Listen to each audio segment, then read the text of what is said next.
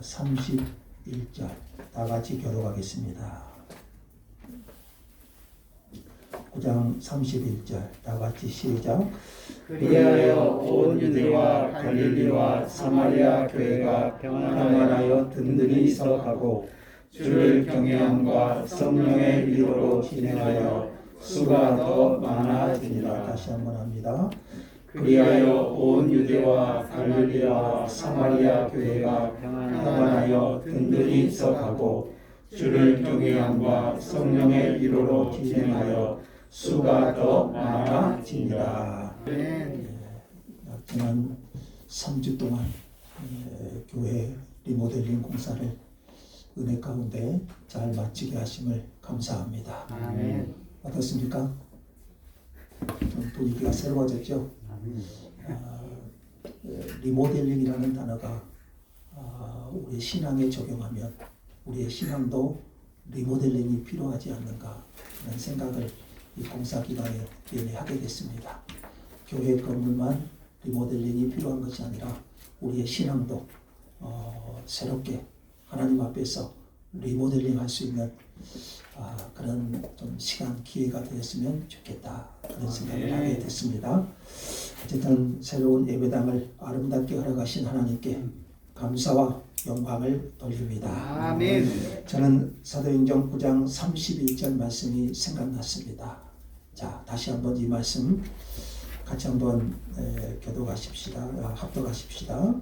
9장 31절 시작. 그리하여 온 유대와 갈릴리와 사마리아 교회가 평안하여 든든히 서가고 주를 경외함과 성령의 위로로 진행하여 수가 더 많아지니라. 아멘.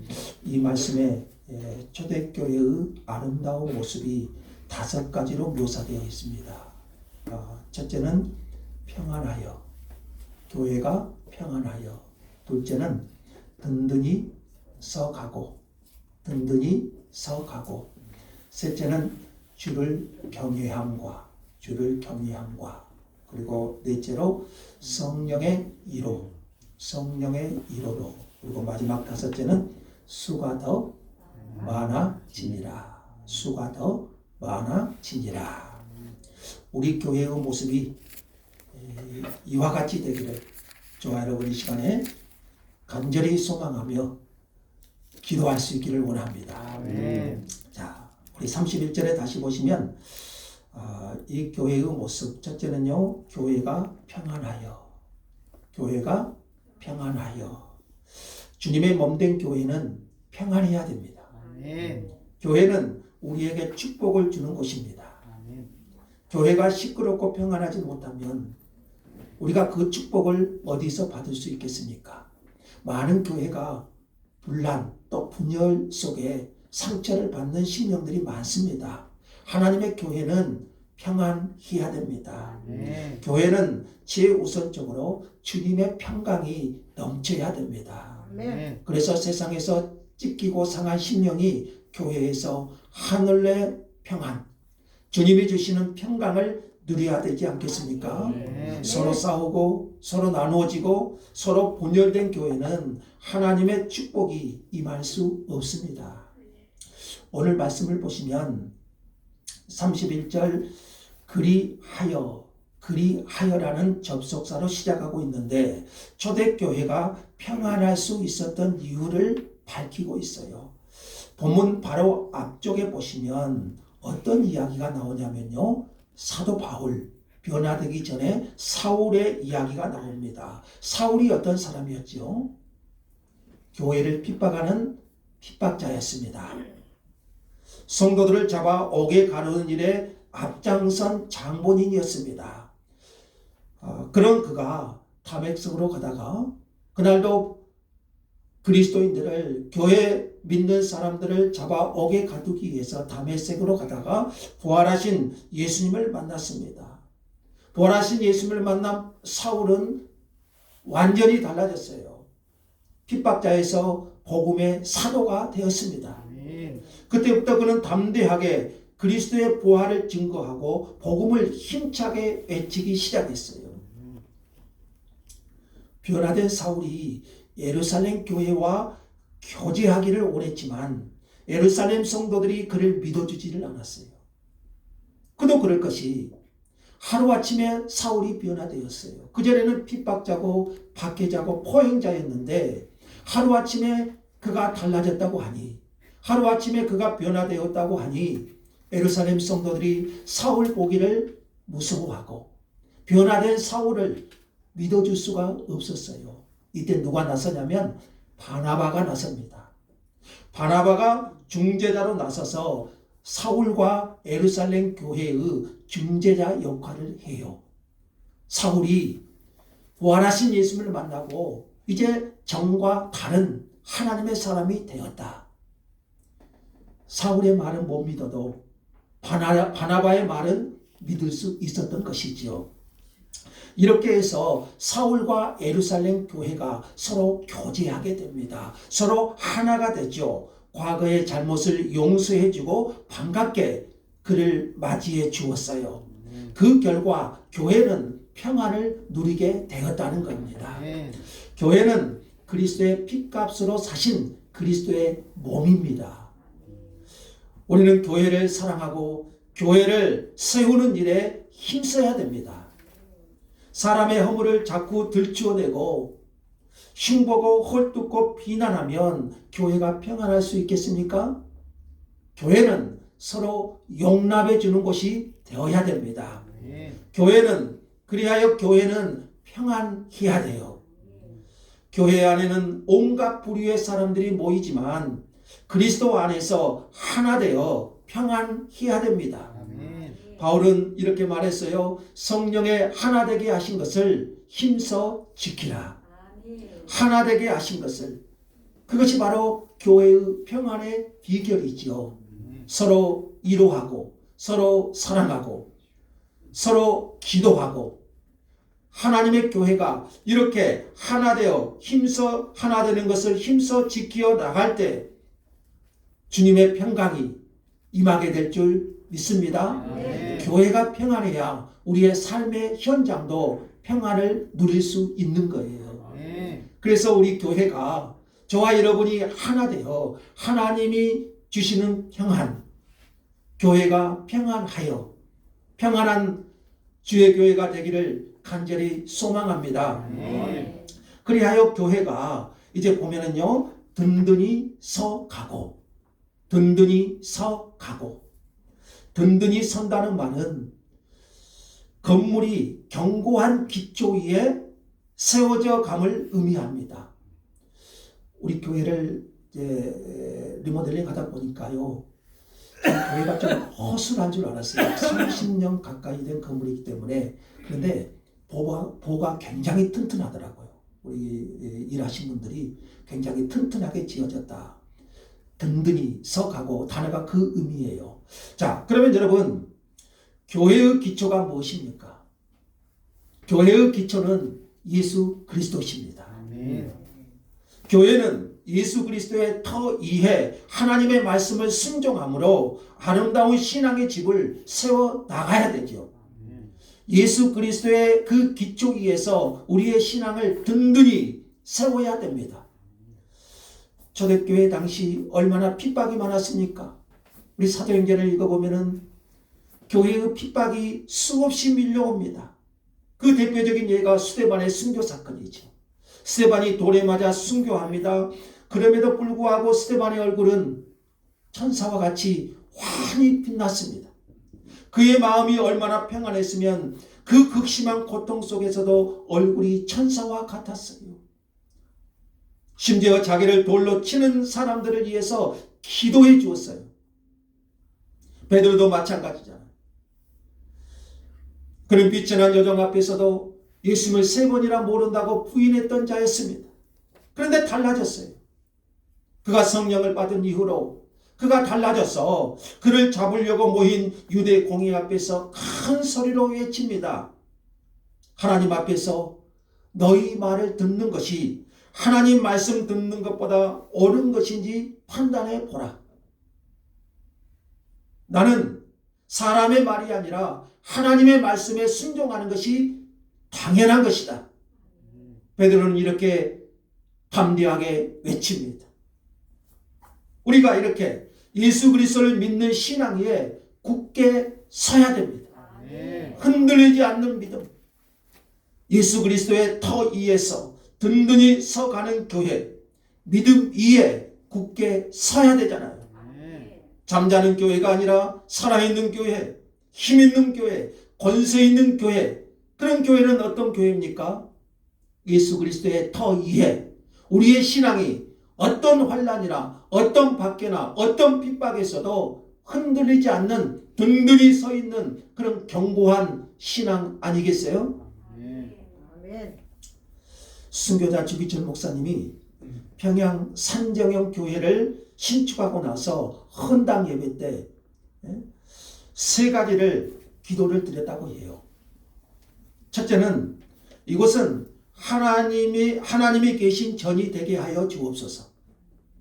사람의 집이 아니라 하나님의 집이잖아요. 하나님이 계신 전이 되게 하옵소서. 이게 첫 번째 기도고요. 두 번째는 이곳은 만민이 기도하는 곳이 되게 하소서.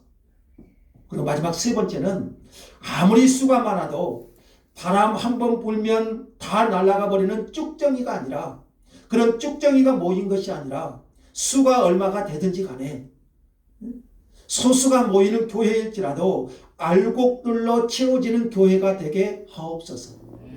아멘. 쭉정이보다는 여러분 알곡이 되어야 되잖아요.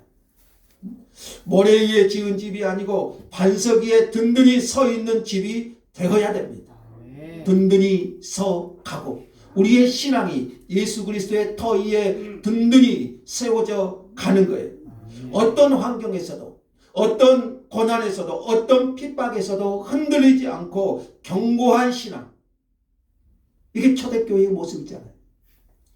비록 소수일지라도 쭉정이가 아닌 알곡성도 이런 문제로 쓰러지고 저런 문제로 쓰러지면 교회는 든든해질 수가 없어요.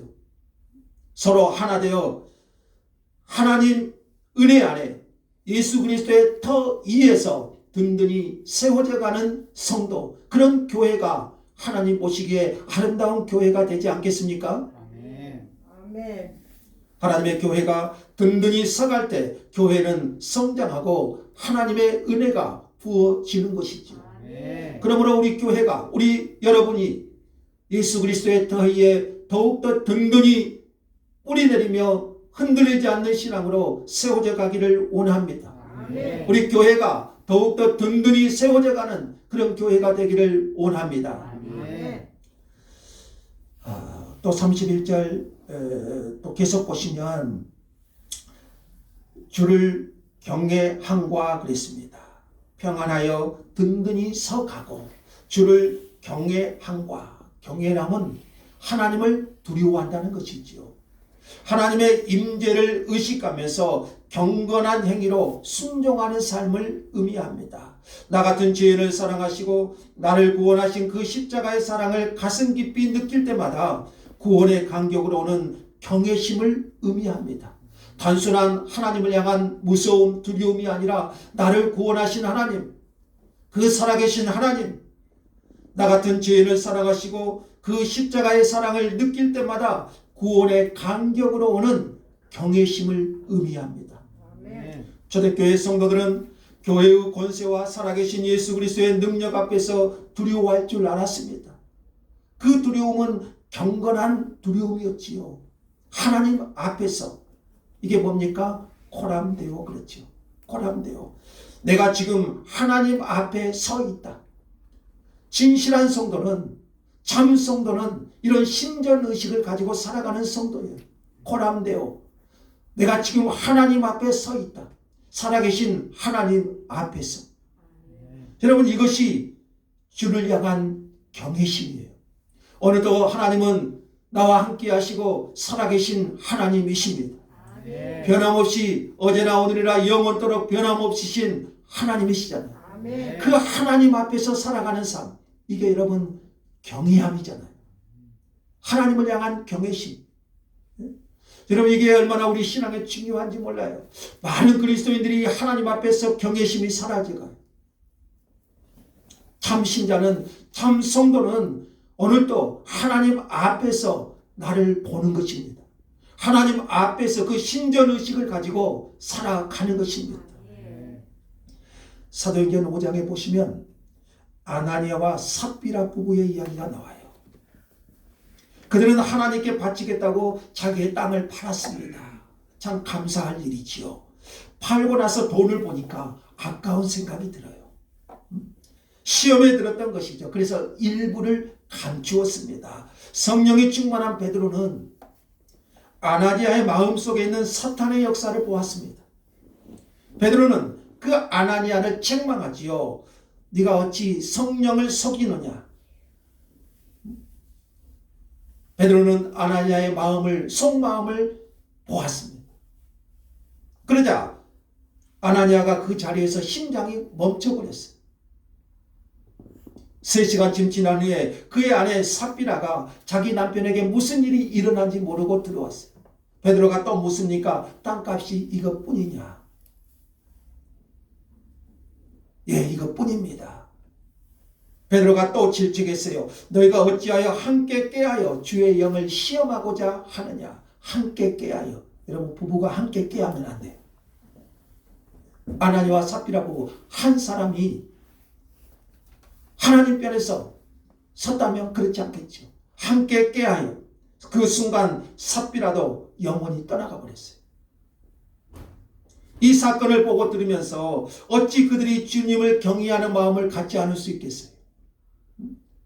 교회는 살아계신 하나님이 함께 하신 곳이고 그러한 신전의식, 그것이 하나님을 향한 경외심으로 가는 것이고 초대교회 성도들은 그러한 경외심으로 하나님 앞에 살았던 거예요. 참된 신앙은 하나님을 경외하는 것입니다. 사람보다는 하나님을 의식하고 하나님 앞에 사는 것이죠. 내가 사람의 말보다 하나님의 말씀에 순종하는 것. 이게 경외심이잖아요. 히브리 산파들은 하나님을 경외함으로 바로왕의 말보다 하나님의 말씀에 더 순종했어요. 하나님을 경외한 요셉은 유혹을 뿌리치고 하나님 앞에 깨끗하게 살았죠. 하나님 앞에 하나님을 의식하며 사는 것, 이것이 하나님을 경외함이에요. 이게 우리 신앙의 참된 신앙의 핵심인 것이지요. 그러므로 성도나 교회나 하나님을 경외함이 있어야 됩니다. 하나님이 사라지면 그것은 건물이에요. 하나님이 사라지면 그것은 성도가 아니라 하나의 인간에 불과해요.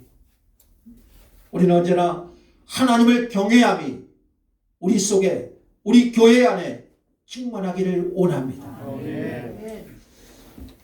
31절에 계속 보시면 이제 성령의 위로, 초대교회는 성령의 위로로 진행하여. 사도행전을 기록한 사람이 누군가요? 누구요? 누가요? 누가 보면 저자. 누가는 의사로 알려져 있죠. 사도행전은 성령의 행전이라고 말하는데 이 의사인 누가가 볼 때 하나님의 역사는 성령의 역사다. 그래서 성령에 의한 것임을 밝히고 있고 성령의 위로, 성령의 위로는 다른 말로 성령이 도와주신다는 것입니다. 성령이 도와주신다. 교회에 나오면 성령의 위로를 받아야 됩니다. 성령님은 우리를 도와주시는 분이십니다. 그래서 교회에 나와서 예배하고 교회에 나와서 기도하면 이러한 성령의 위로를 받아야 돼요. 우리가 어디서 위로를 받을 수 있겠어요? 세상에서 찢기고 상한 심령이 어디에서 위로를 받습니까? 하나님 앞에서. 하나님을 경외함으로 오는 하나님의 위로, 성령님의 위로가 있는 곳이 주님의 교회가 되어야 돼요. 그래서 교회는 하나가 되어야 되고 평안해야 된다는 거예요. 예수님은 십자가를 지시기 전 사랑하는 제자들에게 약속하셨습니다. 내가 아버지께 구하겠으니 그가 또 다른 보혜사를 너희에게 보내사 영원토록 너희와 함께 있게 하시리라. 보혜사는 성령을 가리키죠. 여러분, 보혜사의 뜻이 무엇인지 아시죠? 파라클레토스, 곁에서 돕는 분. 보혜사, 파라클레토스, 곁에서 돕는다. 이런 뜻이에요. 예수님이 이제 십자가를 지시고 하늘나라로 올라가시겠지만 성령님을 보내주시겠다고 약속하셨습니다. 예수님은 승천하실 때도 똑같은 약속을 하셨어요. 오직 성령이 너희에게 임하시면, 오직 성령이 너희에게 임하시면 너희가 권능을 받고 예루살렘과 온 유대와 사마리아와 땅끝까지 이르러 내 증인이 되리라. 오직 성령이 너희에게 임하시면, 성령이 임하시면, 예수님은 약속하신 대로 그들이 마가다락방에서 모여 기도할 때 성령의 충만함을 받게 되었습니다. 그들은 성령의 손길을 강하게 느끼며 살았습니다.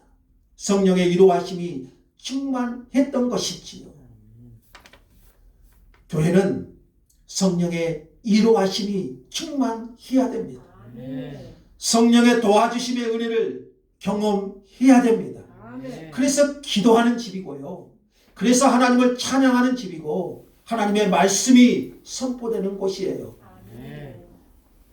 그 속에 하나님의 이루하신 성령의 이루 도와주심이 임하는 것이죠. 그러므로 교회가 성령의 이루하심이 충만해야 됩니다. 성령의 도와주심의 은혜가 여러분의 심령에 충만히 임하는 교회가 되기를 기도해야 됩니다. 베드로는 부활하신 예수님을 만나기 전에 3번이나 계집종 앞에서 예수님을 모른다고 부인했던 자였죠. 사실 부활하신 예수님을 만난 후에도 나는 물고기 잡으러 가노라 하면서 옛생활로 돌아가 버렸죠. 요한복음 21장에서. 베드로는 자신의 부족함을 너무나 잘 알았어요. 부활하신 예수님을 만났지만 3번이나 예수님을 부인한 경력이 있고요. 그 부활하신 예수님을 다시 따라갈 수 있는 용기가 생기지 않았던 거예요. 인간적인 힘이 없었던 것이에요. 저는 베드로가 이해가 돼요. 어떻게 부활하신 예수님을 만나고 옛생활로 돌아가 버릴 수 있을까? 근데 베드로는 자신의 연약함을 너무나 잘 알았어요. 내 힘으로는 할 수 없다는 것을 알았어요. 그래서 옛생활로 돌아가 버렸어요. 나는 할 수 없겠다. 그런데 그런 베드로가 성령의 이루하심을 받잖아요. 성령의 도와주심, 성령의 충만함을 덧입었잖아요. 그랬을 때 그가 사도행전, 그가 설교하면 3,000명, 5,000명이 회개하고 돌아오는 역사가 일어났어요. 베드로가 능력이 있어서 그랬을까요? 베드로는 3번 부인하고 부활하신 예수를 만났으면서도 옛생활로 돌아갔던 사람이에요.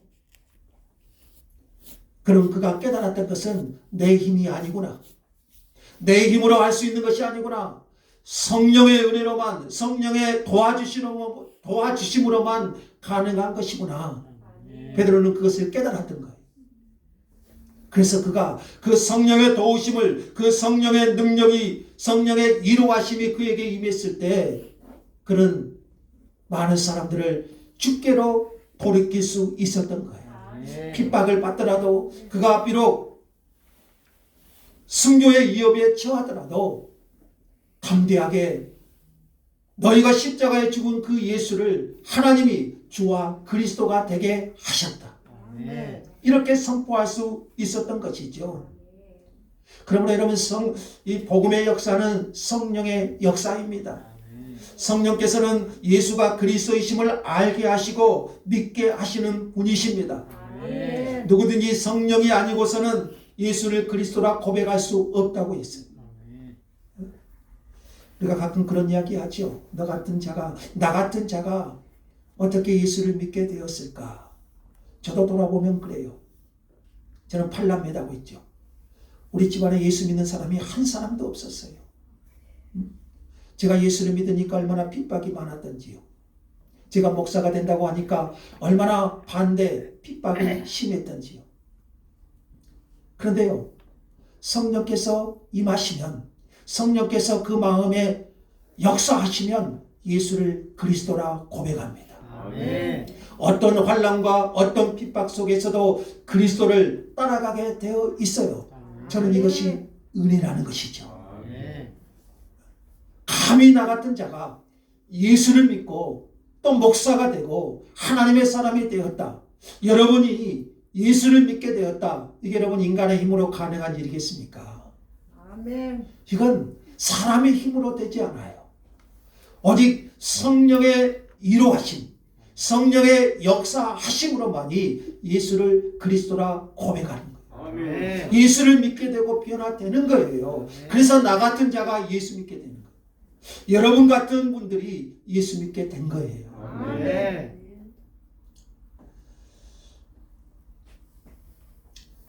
그리하여 이제 이 초대교회의 모습이 이렇게 주께로 돌아왔어. 다시 우리 31절 한번 읽어봅시다. 31절 시작. 그리하여 온 유대와 갈릴리와 사마리아 교회가 평안하여 든든히 서가고 주를 경외함과 성령의 일호로 진행하여 수가 더 많아지니라. 아멘. 그래서 핵심은 이제 31절 끝부분에 수가 더 많아지니라. 아멘. 수가 더 많아지니라. 아멘. 할렐루야. 아멘. 자, 우리 교회가 이제 이러한 은혜가 있어야 되지 않겠어요? 수가 더 많아지니라. 믿는 자의 수가 늘어났습니다. 성경은 그 이유가 앞절 이렇게 수가 더 많아진 이유를 설명하지요. 성령의 일호로 진행하여 수가 더 많아졌다고 강조하고 있어요. 그러니까 성령의 역사를 통해 교회가 크게 부흥했다는 말씀이지요. 아멘. 이런 성령의 주요한 특성 중에 하나가 바람이죠. 바람. 오순절에 제자들에게 임한 성령은 바람 같은 성령이었어요. 호련히 하늘로부터 급하고 강한 바람 같은 소리가 있어 그랬죠. 예수님께서 니고데모에게 성령을 설명하실 때 뭘 비유로 했죠? 바람을 비유로 했죠. 그래서 바람과 성령은 헬라어 같은 단어, 푸뉴마 같은 단어를 써요. 바람과 성령은 같아요. 초대교회가 부흥한 것이 이 성령의 바람이 휘몰아쳤기 그랬습니다. 이 성령은 바람이에요. 그러니까 여러분 우리 안에 이 바람이 불어야 돼요. 성령의 바람이 불어야 돼요. 아멘. 우리 교회에도 이런 성령의 바람이 좀 불기를 원합니다. 아멘. 여러분의 심령에도 이 성령의 바람이 불기를 원합니다. 그래야지 우리가 좀 움직여져요. 아멘. 우리의 심령이 움직여져요. 그런 성령의 이루하신 성령의 바람이 우리 안에 불어야 돼요. 교회에 이런 성령의 바람이 불어나기를 원합니다. 아멘. 우리 그리스도인들에게 힘과 능력은 성령입니다. 만일 성령께서 강림하지 않으셨다면 누가 예수를 그리스도로 고백할 수 있겠으며 이 성령께서 강림하지 않으신다면 어떻게 교회에 부흥의 역사가 일어날 수 있겠으며 우리 중에 아무도 예수를 주라고 시인할 수 없었을 거예요. 성령이 강림하지 않으셨다면 이 교회도 시작되지 않았을 것입니다. 어떤 사람이 호두 과자를 사 먹었는데 그 안에 호두가 없더래요. 그러니까 호두 과자를 판 장사꾼이 아주 멋진 말을 해요. 붕어빵 속에 붕어 들어있는 거 봤습니까? 붕어빵 속에 붕어 있나요? 없죠. 호두 과자 속에 호두가 없어도 호두 과자라고 부르고 붕어빵 속에 붕어가 없어도 붕어빵이라고 부르죠. 하지만 그리스도인 안에 여러분 성도들 우리 심령 안에 성령이 없으면 그 사람은 그리스도인이 아닙니다. 로마서 8장 9절에 그랬죠. 누구든지 그리스도의 영이 없는 사람은 그리스도의 사람이 아니라. 예수를 주라고 시인할 때 성령님께서 우리 안에 내주하시지요. 아멘. 그러므로 그 안에 그리스도의 영이 없는 사람은 그리스도인이 아니라고 분명히 선언하고 있는 거예요. 우리 안에 성령님이 계신 줄 믿습니다. 그 성령님이 계시기에 우리가 죄를 무서워하고 하나님을 두려워하고 예수를 그리스도로 고백하면서 오늘 또 살아갈 수 있는 거잖아요. 아멘. 이렇게 성령은 사람을 변화시킵니다. 아멘. 성령은 새 사람이 되게 하십니다. 아멘. 누가 변화시킬 수 있겠어요?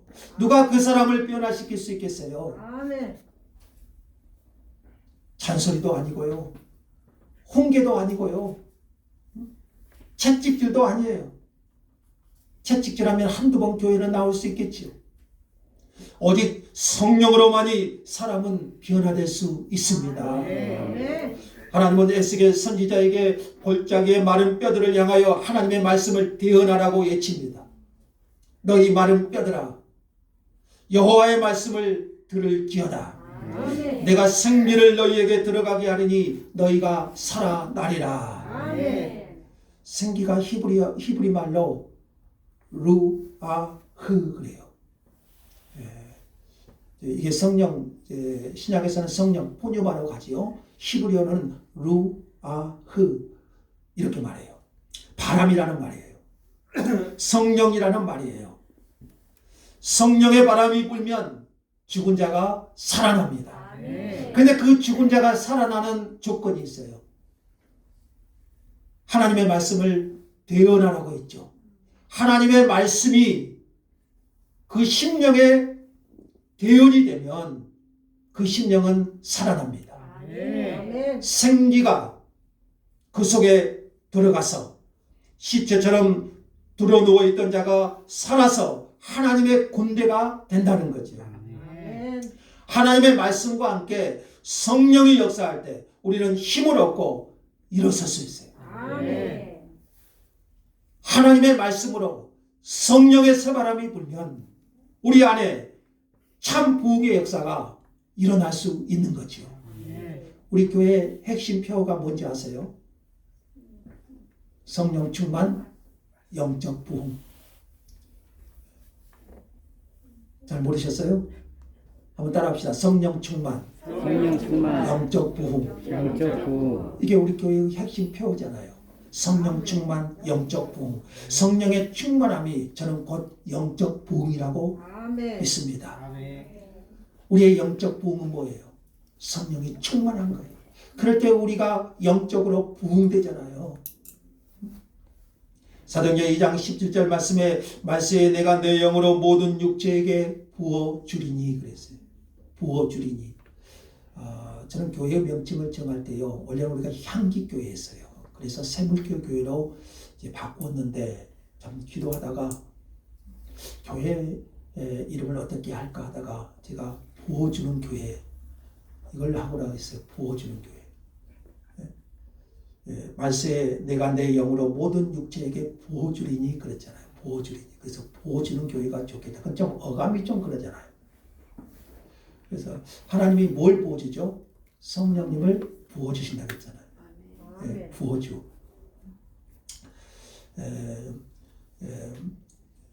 자, 하나님이 부어주시는 성령으로 말미암아 그 하나님의 새물결의 역사가 말씀의 새물결, 성령의 새물결의 역사가 일어나기를 원한 거예요. 아멘. 그래서 여러분 새물결입니다.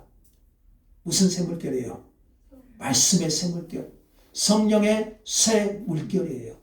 그래서 하나님의 말씀이 성령으로 충만해져서 우리 안에 영적인 부흥이 일어나는 거예요. 아멘.